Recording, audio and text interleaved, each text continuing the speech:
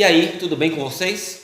Olha só, nesta aula vamos dar início a uma série de vídeos, uma série de aulas que se trata dos assuntos do primeiro ano do ensino médio, tá certo? Dando início hoje com o primeiro assunto, que é conjuntos numéricos. O que nós vamos fazer neste vídeo ou nessas aulas, nessa série inicial, é uma construção, a construção dos números reais, começando pelos números naturais, certo? E o que é importante enfatizar nos números naturais? Olha só, caneta e papel na mão, anota isso aí. Sistema de numeração decimal e posicional. Esse sistema é um dos grandes responsáveis pela falta de sucesso, ou melhor, pelo insucesso de muitos alunos nas 4 operações. Você sabe que tem muitos alunos que têm dificuldade nas 4 operações de números naturais. Então, vamos trabalhar, além do sistema de numeração decimal e posicional, as 4 operações para, é claro, sanar essa dificuldade. Muitas vezes o aluno vem do ensino fundamental para o médio com dificuldade nas 4 operações, porque de fato ele não entendeu bem qual é a lógica das 4 operações, porque não foi construído ou porque ele também não tem essa construção do sistema de numeração decimal e posicional. Em seguida, vamos então entender a construção dos números inteiros, certo? Como foi que surgiu e qual a necessidade da construção desses números, tá ok? Eu tenho aqui a reta dos números inteiros, que é uma interpretação geométrica para entendermos bem o movimento. Observa, a matemática está em movimento, né? Não é algo que está parado, não é algo estático. Matemática está em movimento. Um dos grandes problemas em aprender matemática é que nós observamos ela como se ela estivesse parada. E as coisas estão em movimento, os números estão em movimento, tá ok? Além disso, as operações, que é um dos grandes problemas também dos números inteiros, entender a lógica das regras de sinal. E aí eu coloquei qual a lógica das regras de sinais, tá ok? Números racionais, quem são eles? Esses são os grandes vilões da história, tá ok? Por quê? Porque eu não entendo bem qual é a lógica desses números. Então a gente vai construir, certo? O objetivo aqui não é somente apresentar, é construir a ideia, é construir a lógica desses números. Vem comigo. Nós vamos ter suas representações. Quais são elas? Na forma fracionária, na forma decimal. No caso da forma decimal, nós temos as decimais finitas e as decimais infinitas periódicas, certo? Então nós vamos falar sobre essas duas formas, tranquilo? Vem comigo. E as operações, ok? É claro, o nosso nível de aprofundamento será limitado devido ao nosso tempo, mas o que for possível para desmistificar algumas ideias que ficam simplesmente colocadas como dogmas, como verdades absolutas, nós vamos sim pensar no porquê e será que existe uma resposta, um mínimo convincente para isso? Tranquilo, vamos lá. Vamos falar aqui também sobre os números irracionais, certo? Quem são eles? Vamos então fazer o reconhecimento desses números e a representação desses números na reta. Como eu consigo identificar esses números na reta? Para isso, eu preciso que você tenha somente conhecimento do Teorema de Pitágoras, tá ok? Então, o Teorema de Pitágoras, nesse caso, é importante para que você entenda, poxa, como é que eu consigo achar um número como esse, tão diferente quanto ele é, em uma reta? Você vai ver que até um certo momento tudo faz sentido, mas aqui você precisa de um conhecimento. Neste caso, do Teorema de Pitágoras, tranquilo? Então, feras, vamos lá. Vamos construir esses conjuntos usando a ideia de que matemática é algo computacional. É um pensamento computacional. Observe que nós vamos crescendo gradativamente. Imagine que nós temos um computador e esse computador tem funções, certo? Mas essas funções, elas são limitadas. Imagine que eu tenho funções que são apenas trabalhar com números naturais. E aí, quando eu vou, por exemplo, com a calculadorazinha subtrair um número menor por um número maior, por exemplo, 3 menos 4. Se for 4 menos 3, tranquilamente eu consigo chegar na resposta de um número natural. Mas se eu inverto, e aí eu vou ter um problema de programação. Pensa em matemática como algo que trabalha a ideia de programação. E de fato é isso. O que é que eu faço? Eu vou criando novos programas para resolver problemas que são de natureza diferente do que eu tinha anteriormente. Tranquilo? Então, vamos lá. Vamos falar agora, para iniciar, sobre os números naturais. Veja bem, antes de falar propriamente sobre os números naturais, vamos entender o que significa a palavra número e o que significa naturais. Primeiro, o que é número? Veja bem, quando eu tenho um objeto, isto me representa uma quantidade. Esta quantidade precisa de uma representação escrita, de uma representação abstrata, que eu utilizo este elemento para representar esta escrita. Então, o que é número? Anote aí.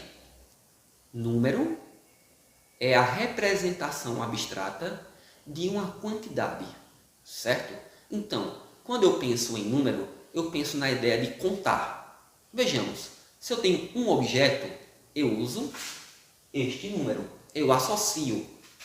Imagina que aqui eu tenho uma setinha, associando esse objeto a este elemento, a esta representação. Tá ok? Quando eu pego dois objetos, tranquilo? Dois lápis, eu uso uma representação. Imagina uma setinha indo até este número. Tá ok? Quando eu pego três objetos, eu tenho este número que está representando este pensamento. Então, eu também posso pensar em três objetos e representá-los a partir da sua representação abstrata, que é o que nós chamamos de número. Certo? Agora, quando eu falo de naturais, são números que eu uso com naturalidade. Por exemplo, o 1, o 2, o 3 são números que você usa no seu dia a dia com naturalidade. Você não usa com naturalidade, por exemplo, menos 10, menos 33. Você também não usa com naturalidade 1/3 ou 7/8. Você não usa com naturalidade, por exemplo, 0,99999, uma dízima periódica. Então, quando nós falamos de números naturais, estamos falando de números que usamos com naturalidade. E esses números surgiram exatamente para isso, para contar coisas inteiras. Certo? Agora, veja bem. Até um certo ponto, o zero não era representado um número. Por quê? Se número é algo que é utilizado, números naturais, é algo que é utilizado, é uma representação abstrata de uma quantidade, quando não se tem quantidade, não se tem número. Nesse caso, o zero não era um número, ele apenas representava a ausência de quantidade. Mas, com o tempo, entendendo que o sistema de numeração era posicional, o zero ganhou uma grande importância. E aí, historicamente, o zero entrou na lista de ideia de que pode ser sim um número. Tá ok? Então, aqui eu coloco o zero para fazer parte desse conjunto dos números naturais. Tranquilo? Certo? Agora observe no quadro que eu tenho do 0 até o 12. O que eu vou destacar aqui é do 0 até o 9. Por quê? Esses são os nossos dígitos, que a partir deles nós chegamos em qualquer outro número que queiramos. Mas, especialmente, eu vou destacar o 1, que é a nossa unidade, que é a partir dela que chegamos em qualquer número. Tá ok? Então, feras, observe que para obter o 10, eu tenho o 1 e o 0. Para obter o 11, eu tenho o 1 e o 1. Para obter o 12, eu tenho o 1 e o 2. Então, observe que qualquer número que eu tenha acima de 9, ele será utilizado por algum desses dígitos. Nós chamamos esses dígitos de os nossos algarismos significativos. Tranquilo? Então vamos lá. Vamos falar um pouco sobre o conjunto dos números pares, que é um subconjunto que está nesse conjunto aqui. Tranquilo? Se você observar o conjunto dos números pares, e aí nós já vamos desmistificar a ideia. O zero é par ou é ímpar? O zero nem é par nem é ímpar, que é uma grande dúvida entre os estudantes e entre muitas pessoas ainda. Tá ok? Então o que é que eu vou fazer aqui? Observe, não vou colocar o zero, mas vamos colocar aqui, primeiro número par mais conhecido, o 2, depois 4, depois 6, 8, 10, 12 e assim por diante. Tranquilo? Observe que eu coloquei aqui em cima o número n. Esse n é nada mais do que a generalização de um número natural qualquer. O n pode ser qualquer número que está aqui dentro desse conjunto. Nós estamos generalizando assim. Tranquilo? Agora, olha lá, vem comigo. O que eu tenho aqui? 2, 4, 6, 8, 10, 12, próximo seria 14 e assim por diante. Agora, observe que o 2 é o dobro de 1.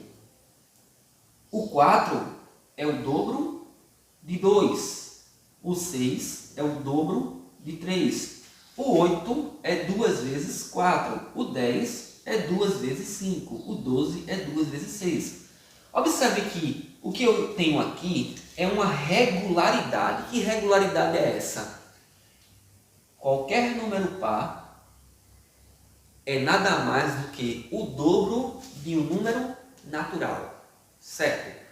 Você pega qualquer número par e representa ele como sendo o dobro de um número natural. Neste caso, observe o zero, que eu fiz que 2 é o dobro de 1. Mas quem seria o dobro de 0? O próprio zero. Exatamente. 0 é o dobro de 0. Tranquilos? E aí eu posso dizer sim, e é verdade, que o zero é um número par. Certo? O zero é um número par. Ok, mas se n é um número natural e eu estou generalizando ele, que seria ou qual seria a generalização de um número par?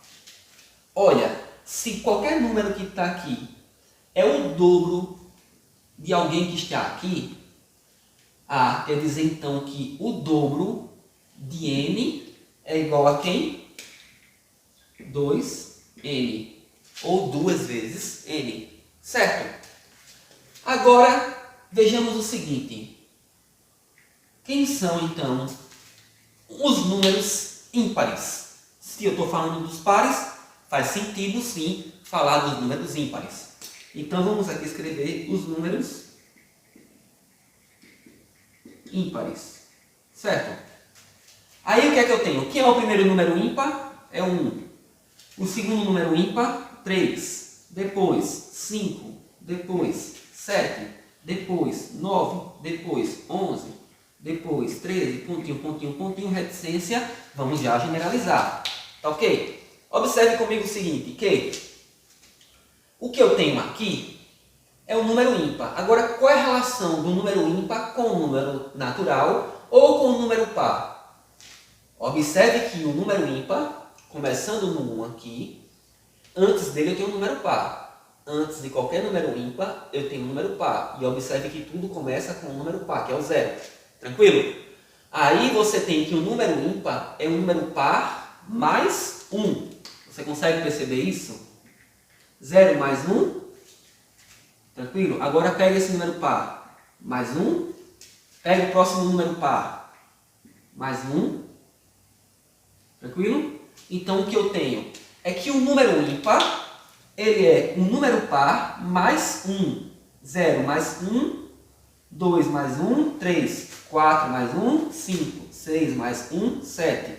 E assim por diante. Então observe o seguinte. Se eu sei como escrever de forma geral um número par, correto? Um número par é um número n vezes 2, é um número natural qualquer vezes 2. O número ímpar é um número par mais 1. Concorda comigo? Tranquilo? certo? Existem outros subconjuntos aqui, que são os subconjuntos, né, dos números primos, que poderíamos também levar em consideração. Esses números primos, que ele tem uma grande importância na matemática, certo? Então aqui eu tenho os números primos. Os números primos, começamos com o 2. Mas quem são os números primos naturais? Os números primos são aqueles números que têm exatamente dois divisores, o 1 e ele mesmo. Eles só podem ser divididos por exatamente dois números, ele mesmo e o 1, certo? Por exemplo, pensa aqui comigo no rascunho. Vem comigo aqui. O 4. O 4 pode ser dividido por ele mesmo. Vamos colocar aqui os divisores de 4. Os divisores de 4. O 4 pode ser dividido por 1? Pode. 4 dividido por 1 dá o próprio 4. Pode ser dividido por ele mesmo? Pode. 4 dividido por 4 dá 1. Mas o 4 pode ser dividido também por 2. Porque 4 dividido por 2 dá 2. Tem mais alguém que possa dividir o 4? Não. Neste caso, o 4 tem mais de 2 divisores. Então, eu posso dizer que o 4 é o quê? Que é primo? Não. Nesse caso, o 4 é chamado de número composto. Certo? É um número composto. Ou seja, eu tenho como classificar os números em duas classes, primos e compostos. Os primos têm exatamente 2 divisores, certo? E os compostos, mais de 2. Nesse caso, o 1 não é primo nem composto, tá certo? Porque o 1, ele não tem exatamente 2 divisores. Ele só é divisível por 1. Porque dizer que 1 é divisível por 1 e por ele mesmo é a mesma coisa, concorda comigo?